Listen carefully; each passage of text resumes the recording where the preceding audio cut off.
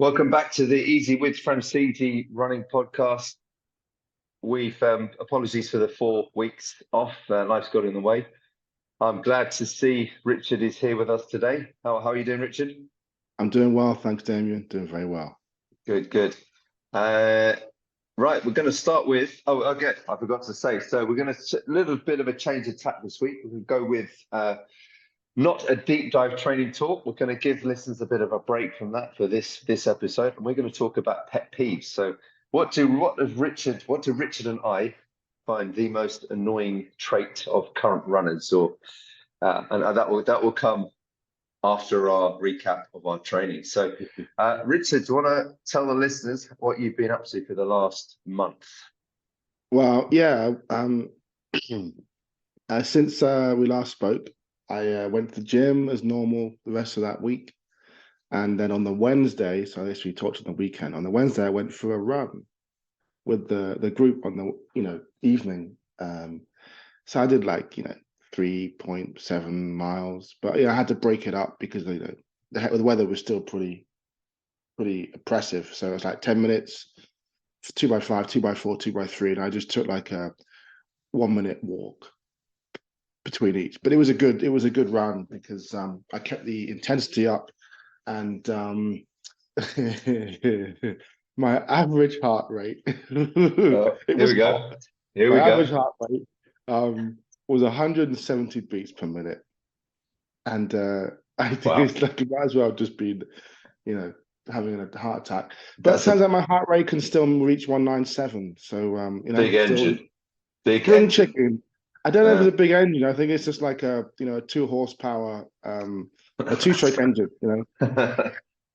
No, is that what it wasn't a motorbike? Really high revs, but not a lot of power. Yeah. So I did that run on Wednesday. It was really good, actually. It was a good run, but then I was sore for 3 or 4 days, and I didn't run or exercise for like a week and a half. So recovery, yeah, inactive recovery. So it was probably a bit of stretch too far, but I think I went for a bike ride the following Monday, just like a spin for an hour, and I felt better. But then work picked up, and I didn't really have the same sort of routine in there. However, since then, because it's been 4 weeks, I've got back on the horse. So the last week and a half, I've been to the gym a few times, doing my standard walking up steps.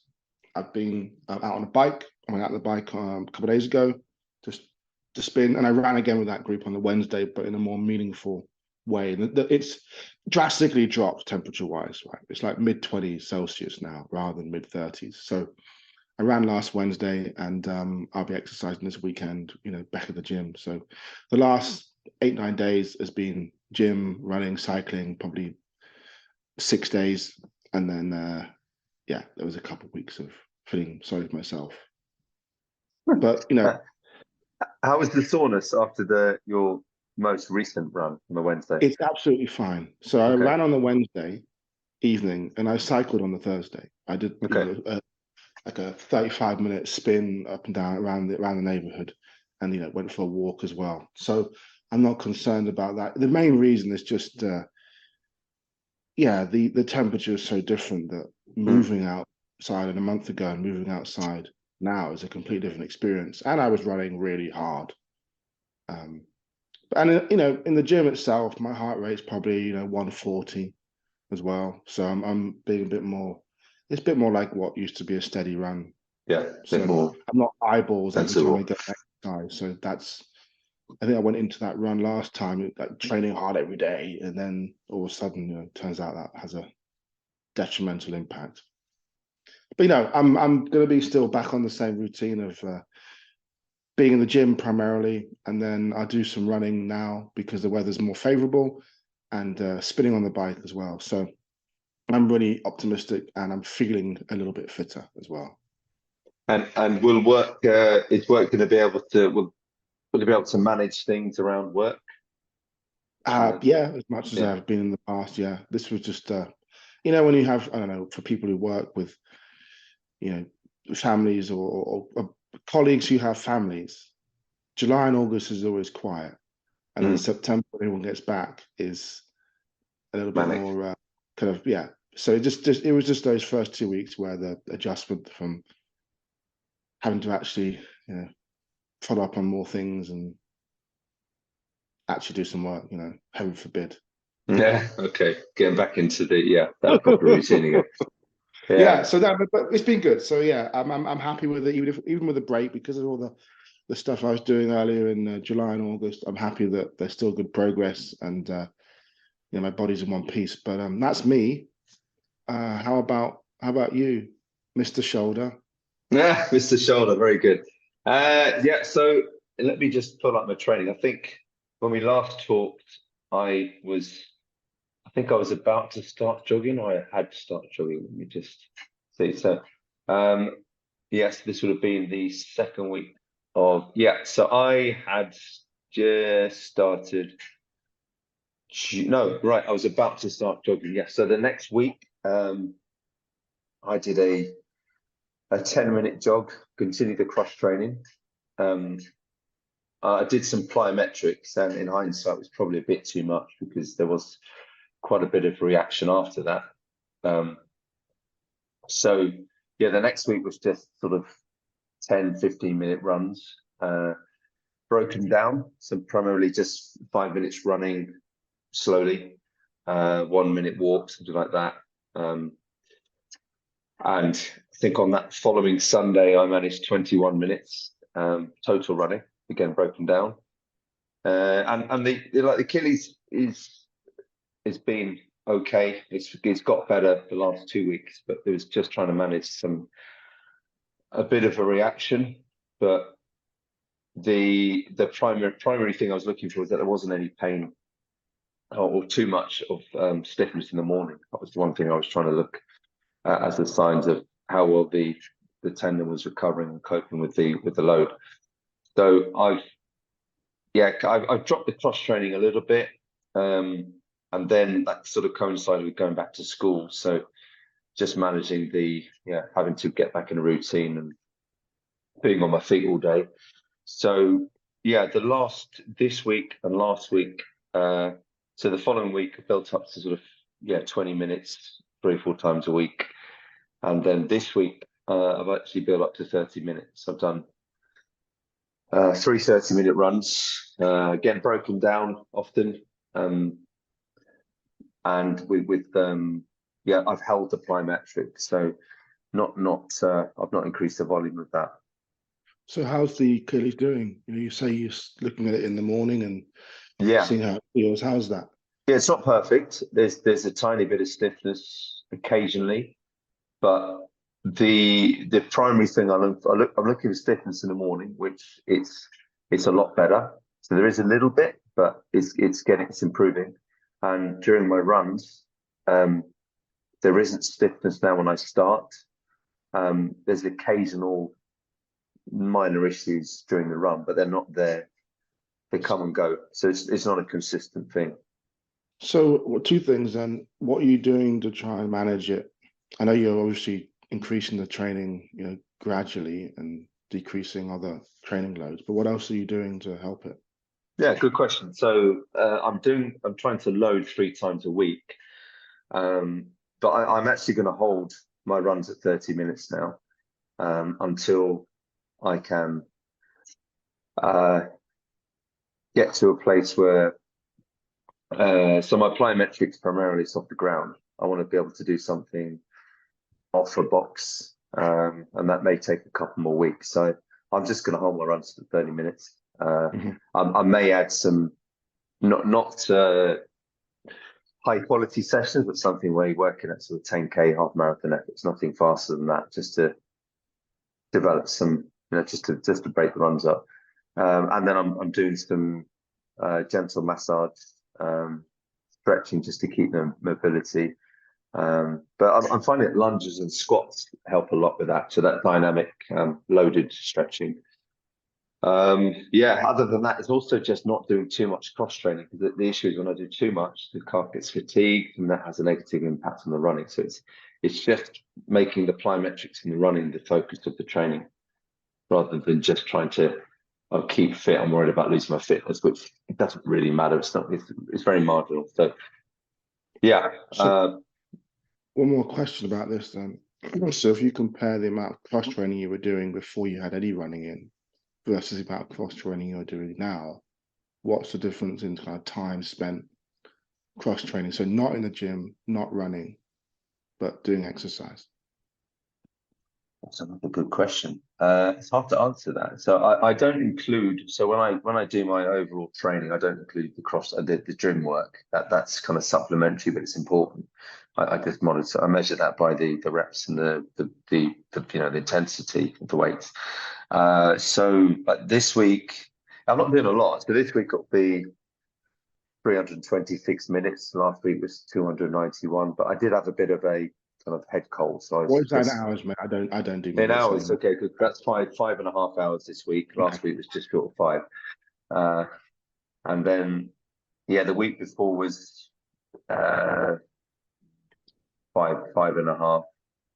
Yeah, 5.5 as well. So no, no, nearly 6 hours actually. That's 6 plus. Yeah. So it's but so you're asking about that's total training, but then if we take away, yeah, so I'm running probably 100 to, so 1.5 to 2 hours running, and then Mhm. the rest is cross training. So you're looking at between 3 to 4 hours of cross training. Okay. And that's Yeah. So basically going from 5 or 6 to 3 to 4. So yeah, you basically replaced each minute of cross training with more running. Is yeah, that yeah, be yeah, it? yeah, yeah. And I think like for like, that's actually more quality because I don't often replicate the same intensity in the gym, and Mhm. And I always find that running, because of the loading as well, that's your overall fatigue is more. But anyway, I mean, I'm looking at working towards running. So if I'm doing more running, I think the quality of my training is higher. That's how I look at it.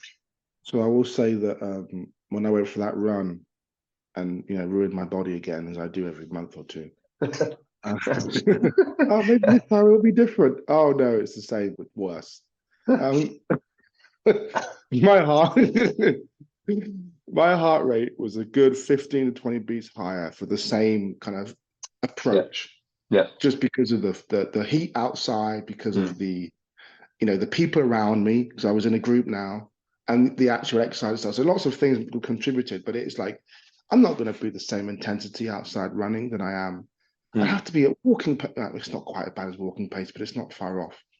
I know it's different for you, but I guess I had one idea or one suggestion, unsolicited, of course, is that you actually take down the overall volume as you do more of the fast running or the bits of it that are more than steady, because it's still 6 hours is still a lot of exercise. Well, I say that, but I think my perspective is so skewed now, Damian, of what a lot of exercise is. When I look back and think how much did I used to run and how tired did I used to be, it's the distant memory sometimes.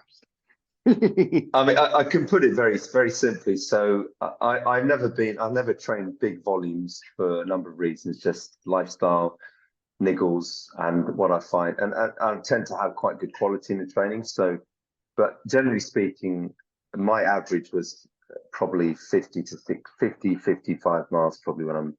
There's not a lot. So you're looking at that, say 7 minutes. So miling, so 300, to 300 to 450 minutes of running, and 100%. That's far more exhausting than what I'm doing now. So Mm. and secondly, yeah, when I'm running, definitely just for the undulations, the weather, the wind, my heart rate average is probably it's higher running.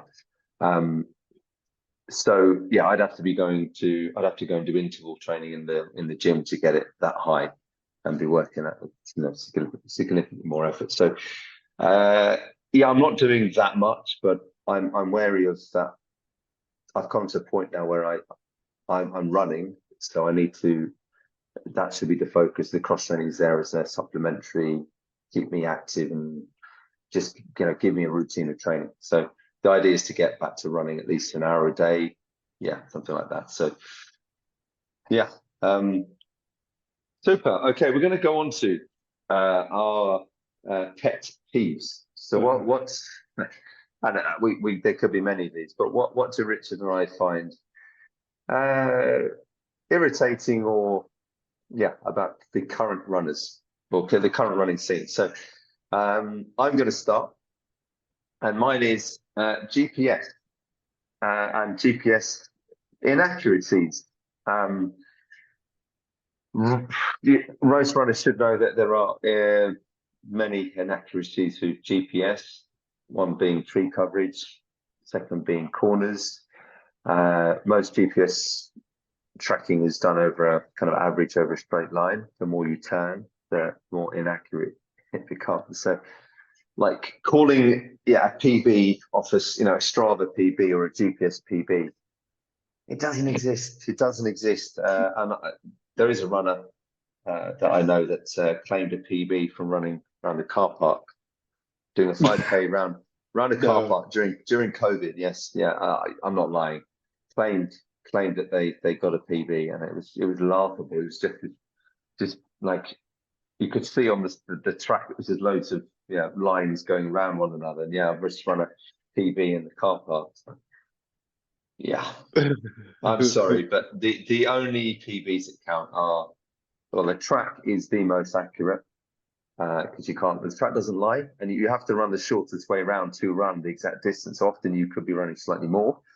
Uh, I mean, road races, yes, if they are verified, but we've seen verified road races where there have been inaccuracies with the placement of cones. Like Brighton Marathon a few years ago was they were doing roadworks, and one of the marshals didn't put the cone at the right place, and it was 100, 200 meters short, something like that. So I personally think the track is the only place where you can claim a accredited PB. So yeah, just and yeah, don't that is my main gripe. Richard, what's yours? Yeah, okay. So this is difficult, right? Because I've been away from running for so long, like in terms of the running scene. So I'm trying to portal myself back to being a angry 25-year-old, or at least a 25-year-old.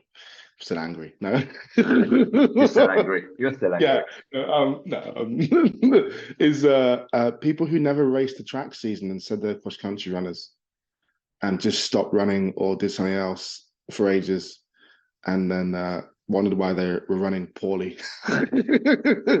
or in the same vein, like people who only race marathon, but were it's almost as like no other races exists. I mean, this is obviously fueled by how I started running, which was on the track and the cross country. But yeah, I always used to think, what, just run all year round and then race the races that are around, and then carry on to the next ones. But like, I don't do track; it's too hard. It's just running. It's the same thing as cross country. It's just for shorter and faster. or people who never did sessions. Just do a fart leg, mate. It's fine. It's no Yeah. big deal.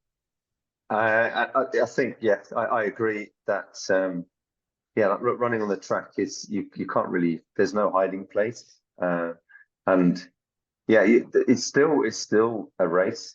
It's just there's less people and the quality can be higher, but you can still find races for your own standard as well. So I don't get that. It's like I don't race well on the track. I haven't got speed. Well, no, you haven't. You're not training on the track. You're not doing specific work. That's why you haven't. Oh, it's boring if I run round in circles. Come on, it's not that. You're not running a marathon on the track. I will say that me just saying that aloud makes me feel like I'm being a terrible human being, right? But I think what I saw that frustrated me, and I think it still does, it's just the amount of people who would. It's only because they were unprepared. It's not because they weren't good at it or couldn't do it. It's because whatever they were doing that they thought made them fit was not in any way making them ready for intense competition. And it's not actually a big step to do some strides, some minute reps, some 200s for like 6 or 7 weeks when you're used to training. I remember when I was coaching at the high school and I was coaching sprinters. It took a lot of convincing, but it took a while. You have to like spend time doing whatever work it is to say, turns out I can run a 30-second 200. And actually, unless I'm going to run a sub 4-minute mile, there's very few times I have to run any faster than that on a track or anywhere close to that. And it's okay. Yeah. I would say, yeah. I remember I've talked to quite a few athletes that they've raced on the track or they've done track sessions and said, I always get into when I run on the track. Well, and often that's because they've gone from whatever cross-country running, maybe doing some road reps, and then just going straight into doing, 15 by 400 at whatever, like 5K. I mean, of course, if you don't allow adaptation, often it's just about adaptation and maybe just building up some strength in the lower limb, allowing the adaptation over 4 weeks, building from 6, 8 or 4 reps to 8 to 12 to 16. So yeah, it's not doing the requisite preparation, the strength work. Do you remember the person, whoever they were, some abstract person, who always used to either race long runs and then train poorly on the track every week, or every time it was like a recovery run, they would be off the front and be like, the big man, and then run 2 minutes slower than they should every time they came to a race? Hell yeah. Especially as a young athlete. Yeah, great trainers, Oh, wow. great trainers, but just just overtrained and just couldn't hold back, and then come to race day. Yeah. This one, yeah, that was always funny because it's Oh no, it was sad, man. It's not funny. I think it was like, you're doing you're all this effort, all this intensity, it's just going into like obviously the wrong place for at least for running faster. I mean, if you want to just run and train, and I mean, I never saw people who did all this and didn't want to run faster, right? They always still want to run faster, and it was just this perpetual cycle of what's going wrong. Well, I can we all know what's going wrong, but whatever the reasons are is their reasons, Yeah, and I think sometimes it could be that the coach hasn't advised them properly, or that they're one of those athletes that just don't listen as well, or a combination of just that they want it so badly that they feel they have to train really hard. But it's and you have to learn the lesson. You have to learn the lesson. I'm going to add one other possibility, which is when you're training, for example, as I know I did, with people who are really good, who are just a lot faster than you, and every single day, if you take it personally, you're just getting hammered. Yeah. I was running some of my best races when, I would go off the front of the group to do reps, and Adam would always come flying past me. No matter how well I was running, he was running faster, which can be tough if you're a 15, 16, 17-year-old. So you get to the easy days and you get your win. You get your, see, I am that good. When really, all things are the same, but there's that element of I want to feel like I'm doing something. But if you're around people who are really, really good, you get sucked into it. Yeah, especially when you look and you think, okay, I look at some of the times my teammates ran as 18, 19-year-olds, and there's a strong possibility that in my entire time running, I will never run faster than that. So I run hard in the long run, Yeah. It's and I think it's annoying. The true test. I mean, the true test of fitness is a race, isn't it? And then it's not training. So, but we learn our lessons and we move on from that. Yeah. Well, I don't know if I learned my lessons, Damian. Let's be honest. Well, you still got time to learn if you can. Okay, cool. That's positive. Okay, so I think we've covered a slightly pet peeves there, and good recap of our training. Hope that we'll go back to the 2 fortnightly recap, and hopefully we'll make more progress and see what lies ahead. Thank you, Richard. Thanks for your time. And Thanks, Dave. good luck with the training. Cheers.